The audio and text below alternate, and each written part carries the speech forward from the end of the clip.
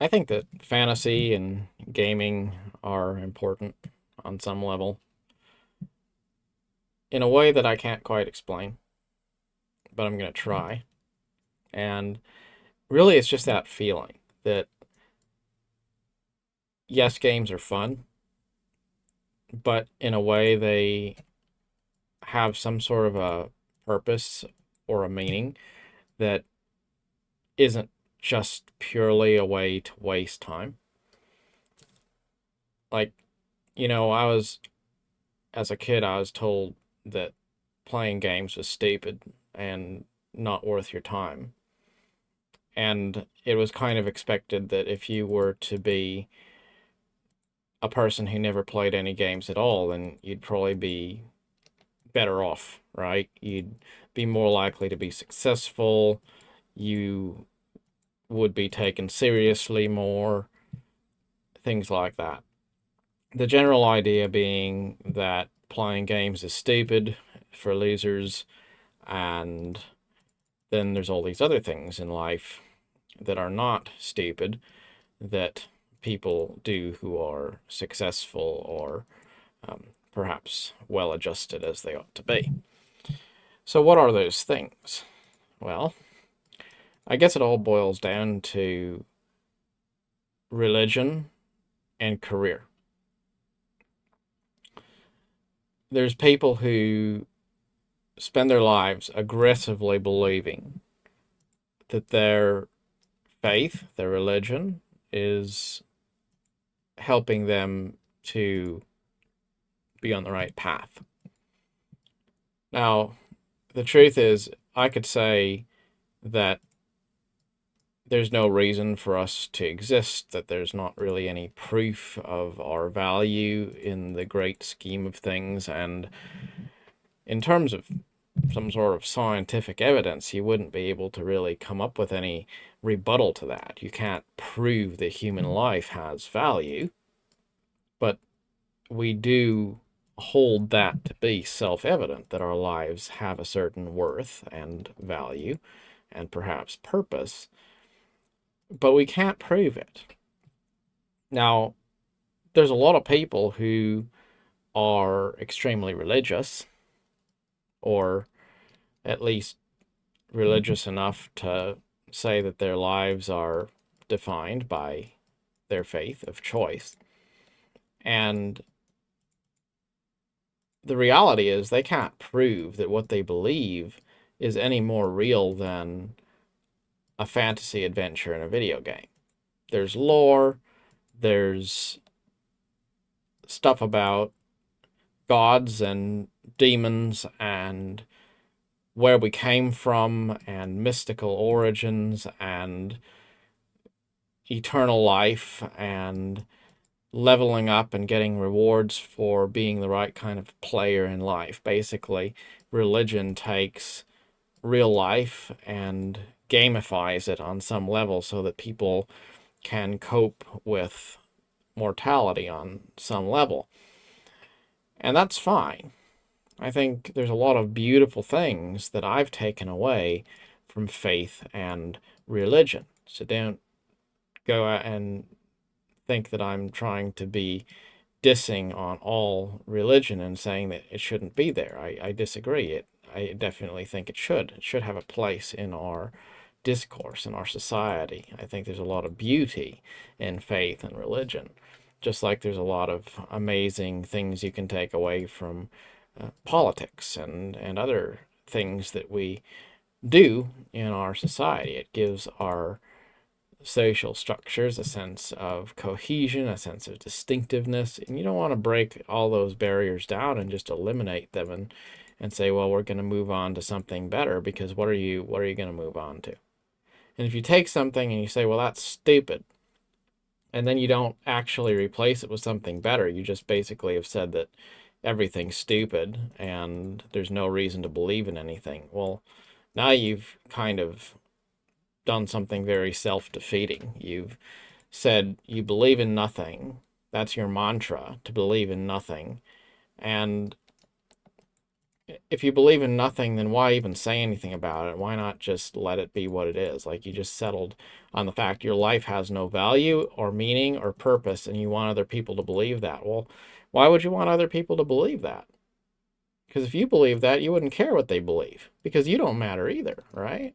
So, so then we have this, this, I guess, woke enlightenment movement where people are trying to convince other people to be enlightened like they are by believing in nothing.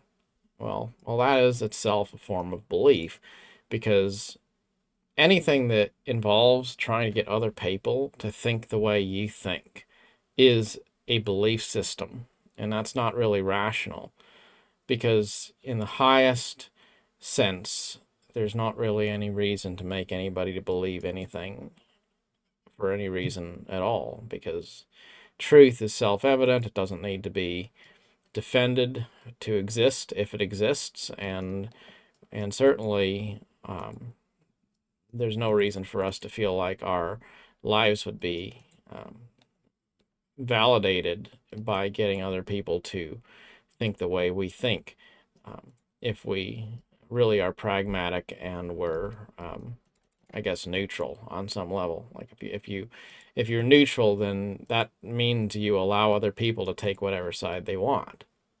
You don't go out and say, well, I'm neutral, therefore everyone else who's not neutral is wrong and needs to be silenced or shut up or put out of business. Well, once you've done that, you're not neutral anymore. But it seems like in life, there's kind of a couple groups of people that are really dominant in most parts of society.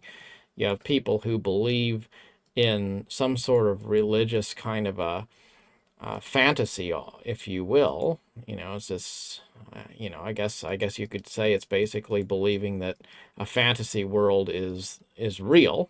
Okay. Um, like, people are really, they're going to say, yeah, if you don't believe in my religion, you're going to go and you're going to stand in front of a supernatural being and you're going to be judged for this, and then you're going to go burn in hell for the rest of eternity. Okay, well, how is that any different than, the lore of Elder Scrolls Online or something? Like, it's basically the same stuff. It's just the people who play Elder Scrolls Online know that it's a fantasy, and the people who are pushing religion, they think it's actually real. It's still a fantasy story. They just think it's real. And that's really not, in my opinion, healthy. Um, it's really not ideal to believe in something that you can't prove, that doesn't have any basis in reality as we know reality to be, and then to actually think that's, that is reality, any more than I should, play a video game here and think that this is actually reality. Like, this is not a video game. This is, gonna somehow define the future of my eternal life. What happens here? It's I don't know. I mean, if that's my path, if I need to believe that, then I guess. But I can't endorse that kind of thing. But then on the other side, you have people who are really into their, careers. They're trying to make money. They're trying to, build something. They're trying to get power. They're trying to get influence. They're just chasing and chasing something all the time. And those people are all the serious people, right? They're the people who, they think everything's all about their job. It's all about their career. It's all about how much money that they have made. And they're so self-absorbed in that, um, you know, that treadmill. It's basically like somebody who's stuck in a MMORPG and they can't stop playing the game, even though they don't enjoy it at all. And they can't admit that it's just a game, because then they would have to face the reality that they spent a lot of time grinding in it for not really any particular reason. And so there's a lot of this that happens in these, high-powered career type people. And they think that there's no point in life for having any kind of fun. There's no reason to have any sense of interest in things that are whimsical or fantastic or anything like that. They just want to be focused on being, uh, successful. And they want to get attention for themselves. They want to get other people to follow them. They want to figure out how they can just level up their own personal, I guess, character, if you will, in this, treadmill of life. Basically, it's kind of like, I guess it's kind of like the difference between a sandbox MMO and a theme park MMO, right? So like Albion Online here I'm playing, well, it's a sandbox MMO. It's mostly about gathering resources and getting money. It's making the number go up, right? You want to get as much money as you can in the game. You might do that with PvP or any number of other things, or playing the economy, but whatever you're doing in the game, the purpose of the game is to get more money, right? Well, and then you have the theme park MMOs, something like, say, Elder Scrolls Online. Well, that's a totally different kind of a game, and that's where you might not even be playing for getting money in the game. You might be just playing because you want to learn the lore, you want to experience the story, you want to be immersed in the sense of being in this, fantastic world. So there's two sorts of players. There's the role-playing characters that are mostly just about immersing themselves in the lore, and then you have the more cutthroat, savage players that are out to make a name for themselves or whatever. And it's basically the same thing in life. You got people chasing career, you got people chasing God, and both of those there's nothing wrong with it. I mean, it's great. We want to have people that are on the path to be executives, and we want people to uphold the values and traditions of religions and faith. There's a place for all of this stuff. But if you want to take that middle way, pragmatic approach to life, I think you have to step back a little bit and say, you know what? We aren't going to believe that fantasy stories are reality, because that takes it too far. But we're also not going to say that anything that isn't just materialism is stupid. Because if you spend your life putting blinders on to reality because you want to believe a fantasy is real, that's not healthy. And if you want to believe that anything that's not about your personal progression and material gain is worthless and pointless, then you're going to also not have a very healthy balance in life. Ideally, we would have a bit of both. We uphold traditional values. We respect all of those unique perspectives and things that make our culture have a sense of distinctiveness and pride. And we also take a certain level of ownership in our ability to level up and progress in life with our jobs and our careers and the things that we do, from 9 to 5 to bring in a paycheck or whatever it might be. We take interest in all of these things, but we live for the purpose of the experience, not the progression track. Though we can certainly try to compete against ourselves and be better today than we were before. We can have space for being inspired by whimsical things that might be totally fictional. We can have fun just because we want to have fun, not because there's any ultimate purpose to it.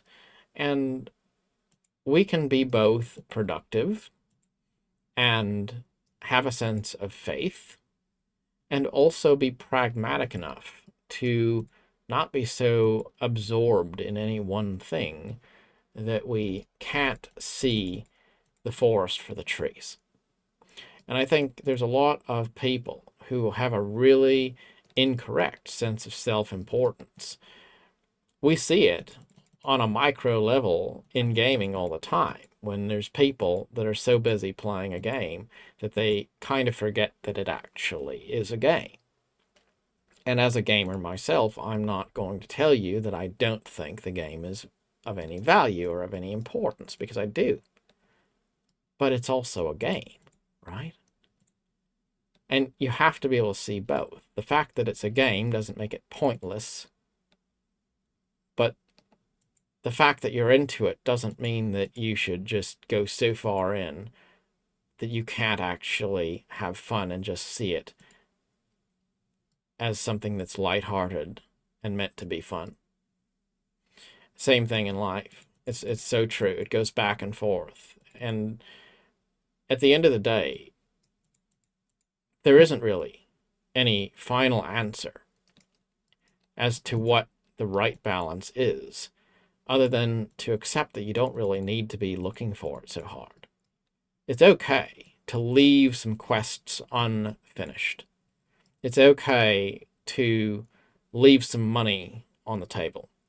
It's okay to make it through your whole life and not necessarily be able to check the box to say that you achieved a specific accomplishment.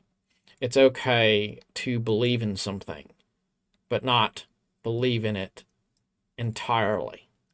It's okay to just let things be what they are. And that's something difficult for us because we do like to put things into buckets. We do like to try to think things through and figure out how to find that winning idea in the mix of all things. And we want to be tribalists to say, you know, this is the best game. This is the one you should be playing. Or this is the one religion you should base your entire worldview on. Or this is the one thing that you should be doing to advance your career or your job. You know, I look at YouTube and I see all these people that make videos and I look at them. And it's amazing how they're basically just caricatures of one particular idea. You got political people that are making videos about politics, and it's the most crazy clickbait kind of a, you know, title on the video to get their viewer base to click on the video and be all enraged about whatever it is that they're talking about today. Then you have people who are, you know, going to bat for one idea or another, and it seems like the goal is always to essentially make it all about that one thing at the expense of every other notion or idea. And that gets old. Really does. It's not that I don't take interest in these things, but clickbait gets tiring because the truth is usually a lot more mellow and middle of the road than the clickbait would have you believe. So have fun in life, right? I guess that's the takeaway, you know? Just enjoy the experience. Make the most of every day. If you're doing something, then sure, do it well. Why not? But leave room in your life for a sense of wonder, to be inspired by things that are whimsical and fantastic, to see wonder in the world around you, to have a sense of belief that there's all sorts of crazy and amazing things that are worthy of holding and capturing your attention and your heart. And it doesn't mean you have to believe in them 100%, but you can still believe in them enough to be amazed. As children, we understand this, it seems like. Because as kids, there's all sorts of things that children just seem to intuitively understand, like the fact that you can open a box of Legos and put together the Legos just because Legos are cool. Not because it's helping your career or making you rich or helping you get to heaven. Just because it's cool. And if you want to change people's lives, if you want to make a difference in the world, if you want to do all those things that are, you know, I guess high level end game activities, do you think you're going to accomplish that by being really neurotic and self absorbed, or do you think you're more likely to achieve that effect by just being yourself, by just having no more bad days, by just enjoying the life you've been given, by just following your heart wherever it may lead, and having a sense of openness, of having time to talk about different things, of having space to consider different ideas and not necessarily confine yourself to any one silo? the truth is, in life, the more you let go and have a loose hold on a lot of things, the more you're going to be able to really enjoy those things and have a sense of reward and even progress. Because when you're not chasing a specific outcome, then you can relax enough to see the good in every outcome, which is ultimately a much better way to look at life. Um, I don't, if I go for a walk in the evening, I'm not going to go for a walk because I'm trying to achieve a specific destination. I'm just going for a walk because I want to enjoy the sunshine. I want to get some exercise. So I don't ever go for a walk and then come back thinking, oh, I didn't see enough things or I didn't accomplish enough. That's not the point of it. The point is just to let the sun shine on my back, right? And then maybe you do have a conversation with somebody along the way or something, and maybe you do inspire people. I don't know. But I don't think I've ever been inspired by people who were determined to inspire me. I think it's always been people who just enjoyed life. And they didn't have a lot of ego. And they were there to give me maybe some advice if I asked for it. That's about it, you know. As for success, I think it's interesting how in life, when I've put a lot of effort into trying to be successful, I have not been very successful. And then, when I've put no effort in, then quite often, blessings have just poured into my life. Kind of weird, but it's true. The best things that ever happened to me, I didn't really do anything to achieve them. If anything, it was by kind of letting go and not worrying so much about it. So, there's that. Well, I was thinking I was going to make a 10-minute video, and then I babbled for 22 minutes, so I guess I'll call that a day. Thank you for watching and being along for the ride while I ride my ox around Albion collecting low-tier material. You might think that's boring, and if you think that, you'd be right. But I find it's pretty easy to just talk about things and kind of think about life while I'm clicking trees and pigs and stuff. And that's kind of one reason I like this game. It's just so simple.